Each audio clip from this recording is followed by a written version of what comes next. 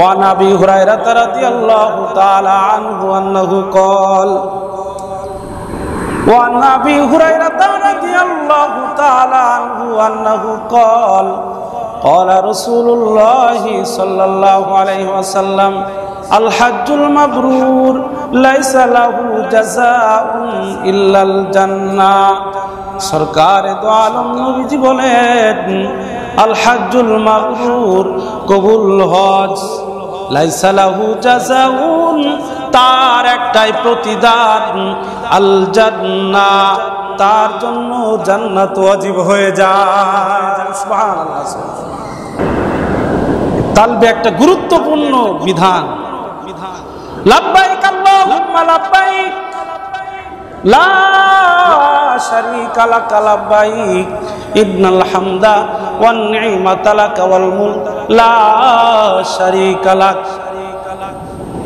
হাজী সাহেব যখন হজের ইহরাম বাঁধে তখন ইহরামের সাথে সাথে আমল শুরু। এই লাব্বাইক আল্লাহুম্মা লাব্বাইক অর্থ, হে আল্লাহ আমি গুনাহগার আপনার দরবারে হাজির।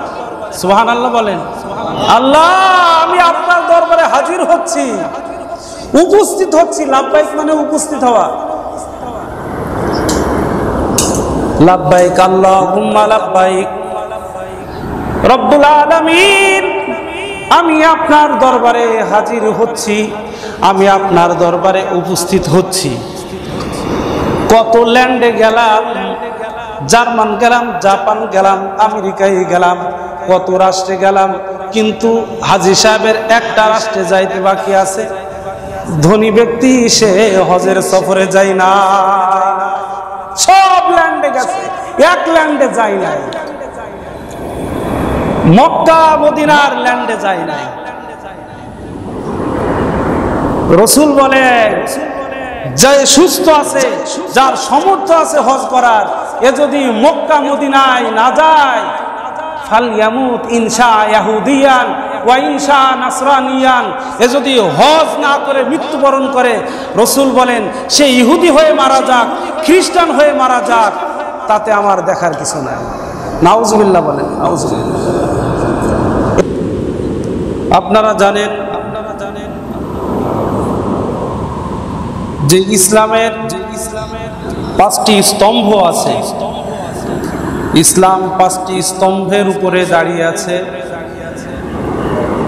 তার একটি হলো হজ। ইসলামের রোকন হজ।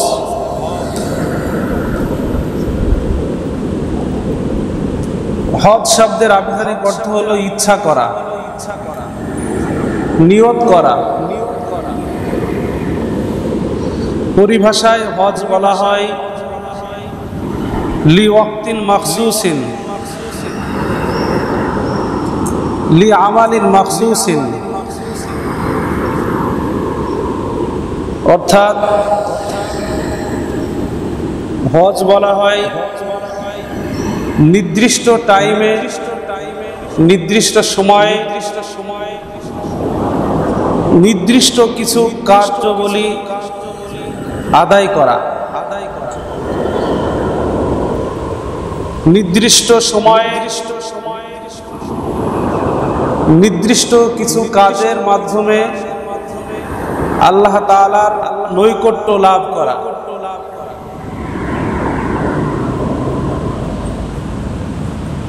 হজ এমন একটি ইবাদত যার জন্য সময় নির্দিষ্ট। অন্য সময়ে হজ করবেন তা কখনোই হবে না। এর বিপরীত কিছু কিছু ইবাদত আছে, তার জন্য সময় যদিও নির্দিষ্ট, তারপরেও পরবর্তীতে আদায় করলে আদায় হয়ে যায়। যেমন যাকাত। স্বাভাবিক আমরা আমাদের সম্পদের যাকাত দিয়ে থাকি রমজান মাসে, কিন্তু যাকাত দেওয়ার নির্দিষ্ট কোনো টাইম নাই। রমজান মাসেও দিতে পারে, রমজানের পরেও দিতে পারে, রমজান পূর্ববর্তী মাসেও সে দিতে পারে। যে কোনো মাসে যে কোনো সময় সে যাকাত দিতে পারে। নামাজ, ইন্নাস সালাতা কানাত আলাল মুমিনিনা কিতাবাম মাওকুতা, নামাজের জন্য সময় নির্দিষ্ট। জোহরের নামাজের জন্য জোহরের ওয়াক্ত আছে, কিন্তু কোনো কারণবশত যদি জোহরের সময় জোহরের নামাজ সে আদায় না করতে পারে, তাহলে এই জোহরের নামাজটি কাজা হিসাবে সে মাগরিবের পরেও আদায় করতে পারে, এশার পরেও আদায় করতে পারে। অন্য যে কোনো টাইমে কাজা আদায় করা যায় এবং আল্লাহর কাছে রুনা জারি করলে আল্লাহ তাআলা কবুল করেন, মাফ করে দেন। কিন্তু হজের জন্য সময় নির্দিষ্ট, মাস নির্দিষ্ট। আপনি হজের যে মাস, এই মাসের আগে যদি হজ করেন, হজ হবে না, বড় হজ হবে না, উমরা হবে। আগে পরে যখনই আপনি হজ করেন না কেন আদায় হবে না, কারণ হজের জন্য নির্দিষ্ট মাস আল্লাহ তাআলাই দান করেছেন। আল্লাহ তাআলা বলেন, আল হাজ্জু আশহুরুম মালুমাত ফামান ফারাদা ফীহিন্নাল হাজ্জা ফালা রাফাসা ওয়ালা ফুসুকা ওয়ালা জিদাল ফিল হজ ওয়া মা তাফআলু মিন খায়রিন ইয়ালামুহুল্লাহ। আল্লাহ বলেন, আল হাজ্জু, হজ, আশহুরুম মালুমাত, নির্দিষ্ট কিছু মাস। হজের সময় হলো নির্দিষ্ট কয়েকটি মাস। ফামান ফারাদা ফীহিন্নাল হাজ্জা, আল্লাহ তাআলা বলেন, এই মাসে যে ব্যক্তি এই ফরজ ইবাদতকে আদায় করবে আর ফালা রফাসা, হজ আদায় করতে গিয়ে যদি কোনো খারাপ কাজ না করে, ওয়ালা ফুসুকা, গর্হিত, শরীয়ত গর্হিত, নির্লজ্জ, বেহাপনা কোনো কাজ না করে, ওয়ালা জিদালা, হজ করতে গিয়ে যেন যদি ঝগড়া ঝাঁটি না করে, মারামারি না করে, ফিল হজ্জি ওয়া মা তাফআলু মিন খায়রিন ইয়ালামুহুল্লাহ। আল্লাহ তাআলা বলেন, ওয়া মা তাফআলু মিন খায়রিন, তোমরা যে সকল কল্যাণকর কাজ করো, ইয়ালামুহুল্লাহ, আমি আল্লাহ তাআলা তা জানি, আমি আল্লাহ তাআলা তা দেখি। বলেন সুবহানাল্লাহ। প্রিয় ভাইরা, তাহলে এই আয়াতের দ্বারা বোঝা যায় হজ একটি গুরুত্বপূর্ণ ইবাদত। হজের মধ্যে কোনো খারাপ কাজ করা যাবে না, মারামারি করা যাবে না, গন্ডগোল করা যাবে না। এমন ভাবে যদি কেউ হজ করতে পারে তাহলে তার হজটি কবুল হবে। হজের নির্দিষ্ট কিছু মাসের কথা আল্লাহ তাআলা এই আয়াতে বললেন। তার মধ্যে হলো শাওয়াল, জিলকদ, জিলহজের 10 তারিখ পর্যন্ত, 10ই জিলহজ পর্যন্ত। তো শাওয়াল মাস থেকেই, অর্থাৎ রমজানের পরেই একজন হাজি প্রস্তুতি নিবে হজের জন্য। জিলকদ মাসে সে সম্পূর্ণ প্রস্তুতি গ্রহণ করবে। আর জিলহজ মাস, এই জিলহজ মাসের 10ই জিলহজ, 10 দিন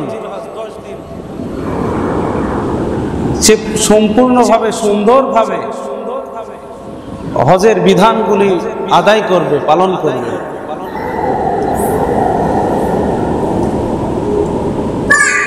হজের বিধানগুলি যখন কোনো ব্যক্তি গুনাহমুক্ত অবস্থায়, পাপমুক্ত অবস্থায়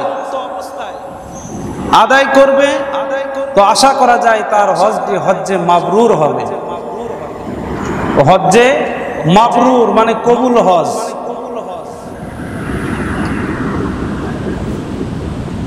হজ যে মাসগুলিতে আদায় করা হয়, এই মাসগুলিও সম্মানিত মাস।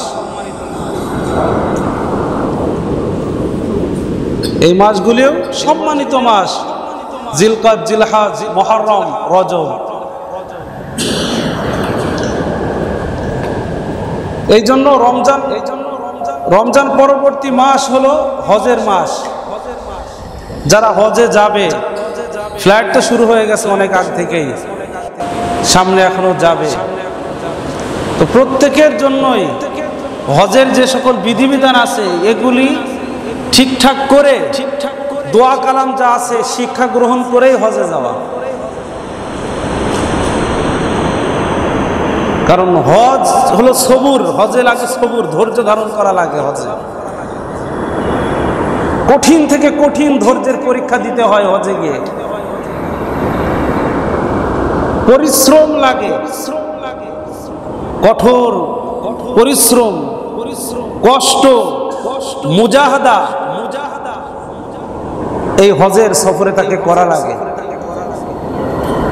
হজের আমলের মধ্যে যেমন কঠিনতা আছে, তো হজের ফাজাইলও ঠিক তেমন সহজ এবং বড় ফজিলত।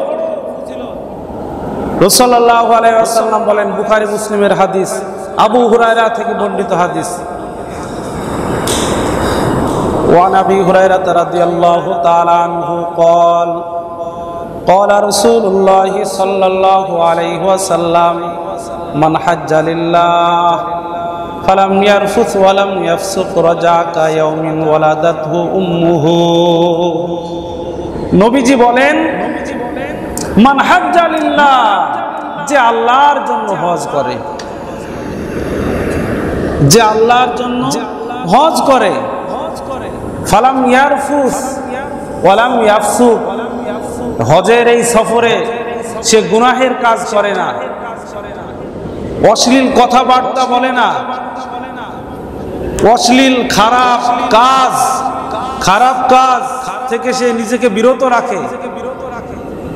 যদি এমন ভাবে কেউ হজ করতে পারে, রাসূল বলেন, রজা কায়াউমিন ওয়ালাদাতহু উম্মুহু, সে কেমন যেন সদ্য ভূমিষ্ঠ বাচ্চা, তার যেমন গুনাহ থাকে না, এ ব্যক্তি হজ করে দেশের মাটিতে ফিরবে নিষ্পাপ হয়ে। বলেন সুবহানাল্লাহ। এ হলো হজের ফজিলত।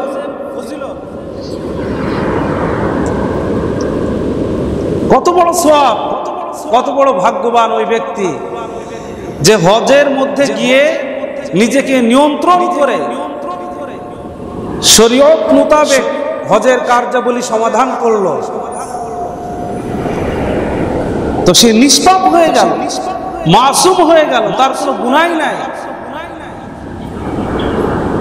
রাসূল সাল্লাল্লাহু আলাইহি ওয়াসাল্লাম বলেন, যে ব্যক্তি হজ করলো তার পূর্ববর্তী জীবনের সমস্ত গুনাহ আল্লাহ তাআলা মাফ করে দেন। বলেন সুবহানাল্লাহ। قال النبي صلى الله عليه وسلم من حج لله فلم يرفث ولم يفسق غفر له ما تقدم من ذنبه। রাসূল বলেন, যে ব্যক্তি গুনাহমুক্ত অবস্থায়, অশ্লীল বেহায়াপনা কাজ থেকে নিজেকে বিরত অবস্থায় হজ করলো, গুফিরা লাহু মা তাকাদ্দামা মিন যামবি, আল্লাহ তাআলা তার পূর্ববর্তী জীবনের সমস্ত গুনাহ মাফ করে দেন। সুবহানাল্লাহ। হজ্জে মাবরুর মানে কবুল হজ, মাবরুর মানে কবুল, আর হজ মানে তো হজ। হজ্জে মাবরুর কবুল হজ। কবুল হজ কাকে বলে? কবুল হজ ওই হজকে বলা হয় যে হজের মধ্যে, যে হজের সফরে গুনাহ করে নাই, পাপ কাজ করে নাই, অন্যায় কাজ করে নাই, অশ্লীলতাপূর্ণ কোনো কাজ করে নাই, তার হজটি হয়েছে পাপ মুক্ত অবস্থায়, গুনাহ মুক্ত অবস্থায়, মারামারি ঝগড়া ঝাঁটি এর থেকে মুক্ত অবস্থায়, এই হজকে বলা হয় হজ্জে মাবরুর, কবুল হজ। এই হজটি আল্লাহ তাআলা কবুল করেন। আর এই হজের প্রতিদান কি? বুখারী ও মুসলিমের হাদিস, আবু হুরায়রা থেকে বর্ণিত, ওয়ান আবি হুরায়রা রাদিয়াল্লাহু তাআলা আনহু আন্নাহু قال وعن أبي هريرة رضي الله تعالى عنه أنه قال قال رسول الله صلى الله عليه وسلم الحج المبرور ليس له جزاء إلا الجنة সরকারে দো আলম নবীজি বলেন আল হজ্জুল মাবরুর কবুল হজ লাইসা লাহু জাযাউন তার একটাই প্রতিদান আল জান্নাহ তার জন্য জান্নাত ওয়াজিব হয়ে যায় সুবহানাল্লাহ যার হজ যে মাবরুর নসিব হয় তার জন্য প্রতিদিন একটাই জান্নাত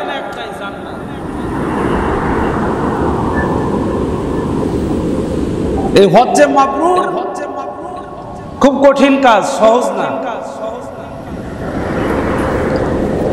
কবুল হজ সহজ না খুবই কঠিন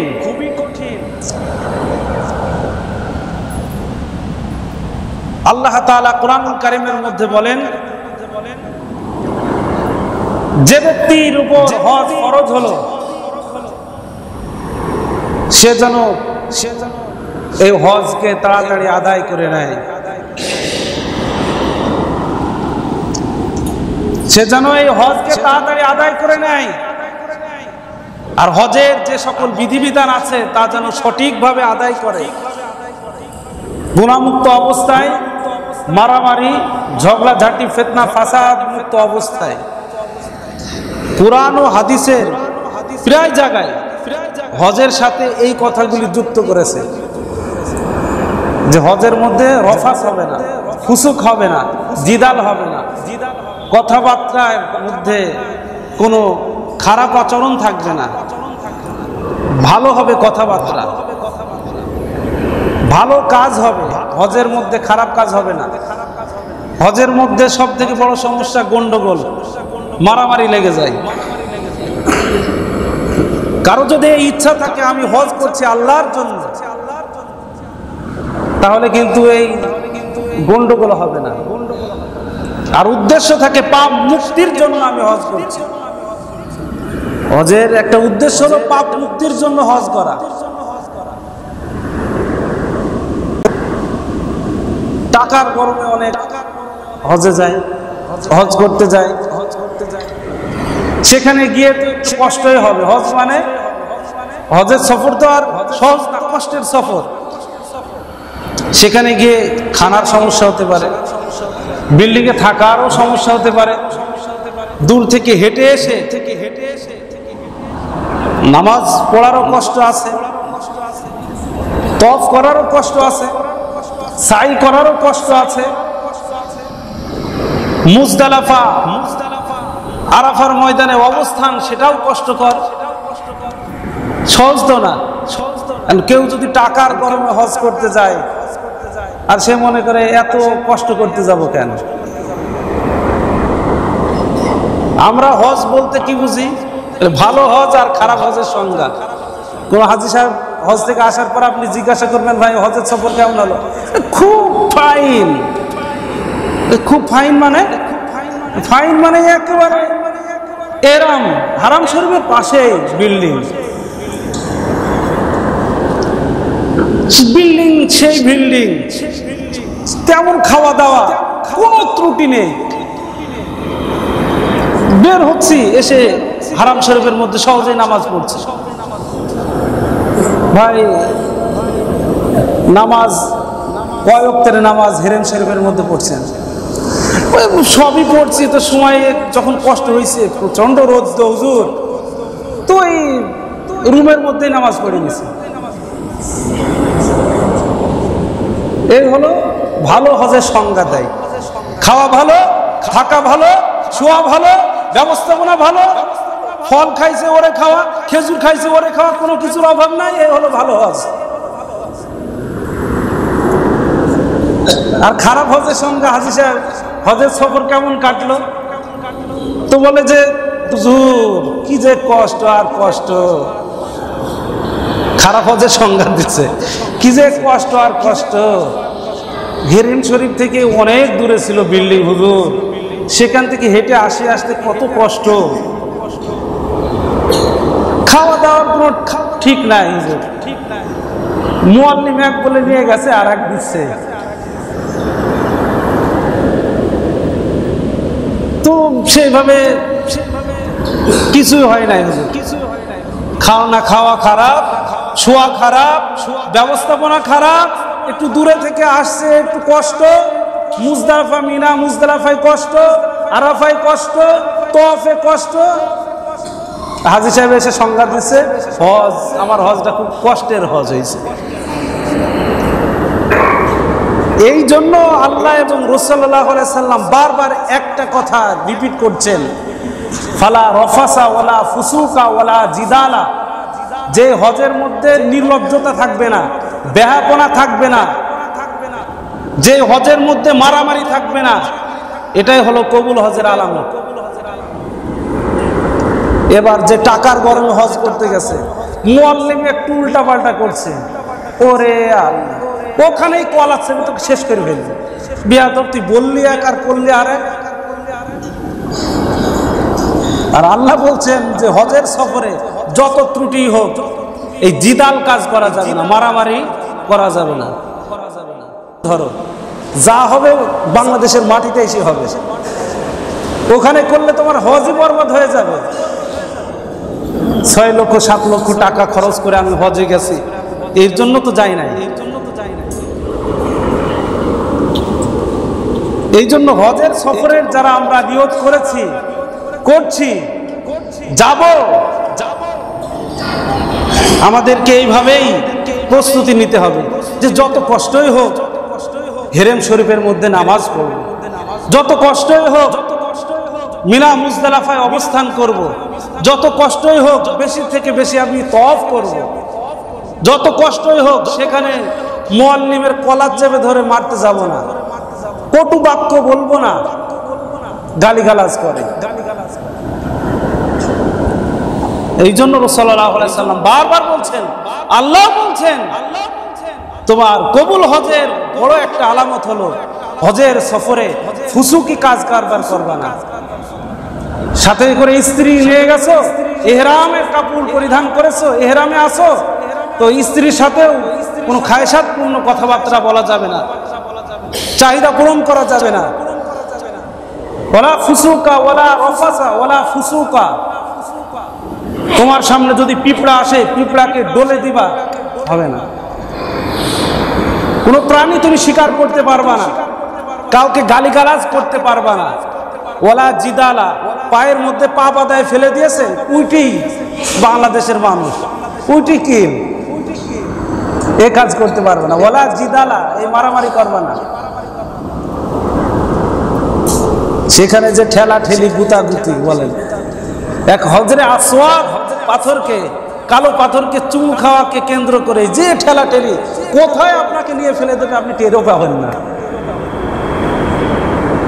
বিশেষ করে যারা নিগ্রো আছে তাদের দেহতে এমন বলেন, এই সেই নিচু মানুষ, তাদের কাছে আমি 3.5 হাত বাঙালি কি করে টিকবো। এই সফর সাথে তো মহিলারাও তওয়াফ করছে একসাথেই, আল্লাহ তাআলার বিধান, সেখানে মুখ আগলাই করতে হবে। তো আপনি খারাপ দৃষ্টিতে নারীদের দিকে তাকাবেন আর আপনার হজ কবুল হবে, অসম্ভব। আল্লাহ বলছেন এই জন্য ওয়ালা ফুসুক, এই হজের সফরে কোনো ফিসকিয়াত, ফুজুর, খারাপ কাজ, খারাপ দেখা, খারাপ দর্শন হবে না। প্রিয় ভাইরা, হজ একটি গুরুত্বপূর্ণ ইবাদত। এই হজের সফরে আমাকে আপনাকে ধৈর্য ধারণ করতে হবে।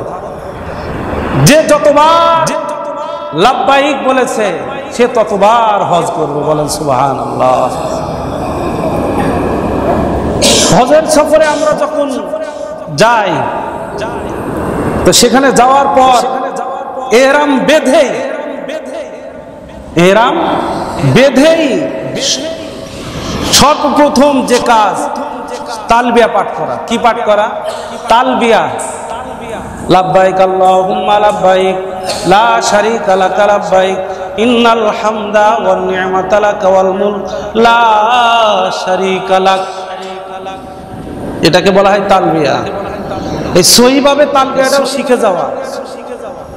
অন্যের মুখ পরে তাকিয়ে থাকে, কি বলবো না, তালবিয়া একটা গুরুত্বপূর্ণ বিধান। লাব্বাইক আল্লাহুম্মা লাব্বাইক লা শারীকা লাক লাব্বাইক ইন্নাল হামদা ওয়ান নি'মাতা লাক ওয়াল মুলক লা শারীকা লাক।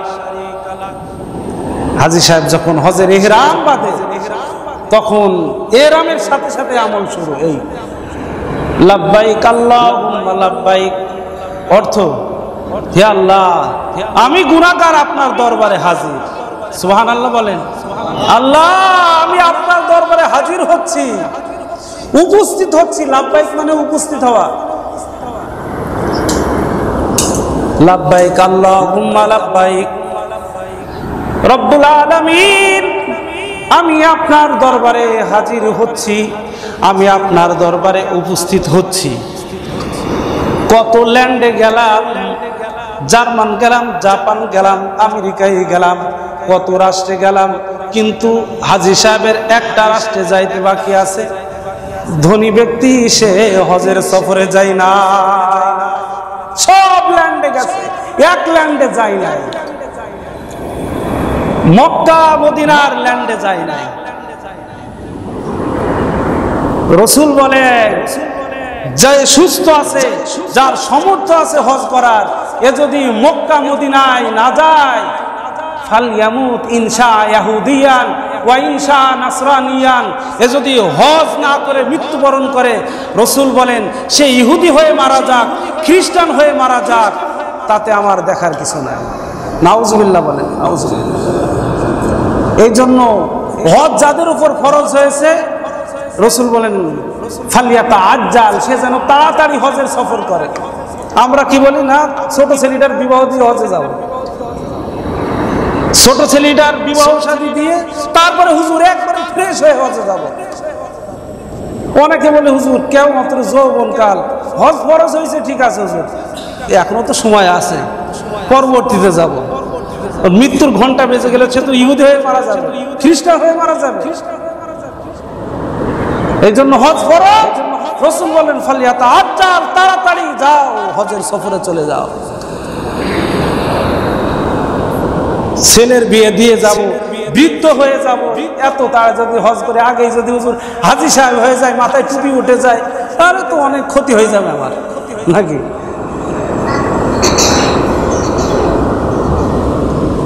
অথচ যার কাবার প্রেম আছে, মক্কা মদিনার যার প্রেম আছে, সে দেরি করবে না।